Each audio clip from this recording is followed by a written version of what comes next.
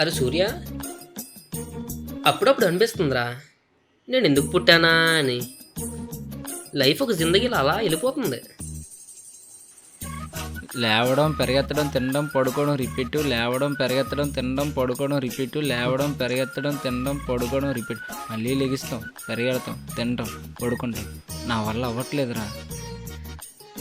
లాజిక్గా ఆలోచిస్తే మన లైఫ్ ఒక క్వశ్చన్ పేపర్ లాంటిది.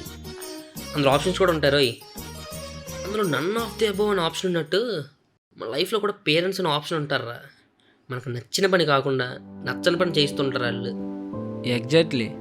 నీ లైఫ్లో నీకు నచ్చిన పని చేయాలని నీకు కూడా ఉంటుందిరా. కానీ మన ఇంట్లో పేరెంట్స్ వల్ల మనం లైట్ తీసుకోవాల్సి వస్తుంది. ఇది కరెక్ట్గా చెప్పావురా. మన లైఫ్లో మనకు నచ్చని పని చేస్తూ లైఫ్లో అడ్జస్ట్ అయిపోతూ కాంప్రమైజ్ అయిపోవాలి. అదేరా లైఫ్ అంటే. అంతెందుకు, మనం స్టార్టింగ్లో ఇలా నవ్వుతూ ఉంటామని అనుకున్నావా? ఇదేరా లైఫ్. అంతేరా, లైఫ్లో ప్రతి మూమెంట్ని నవ్వుతూ ఎంజాయ్ చేయాలి. ఏ టైంలో ఏమవుతుందో ఎవడు ఎక్స్పెక్ట్ చేయలేం కదా. అవునరా, ఈరోజు ఏంటి ముందేయకుండా ఎక్కువ ఫిలాసఫీలు మాట్లాడుకుంటున్నాం. టైం అవుతుంది, పద పడుకుందాం.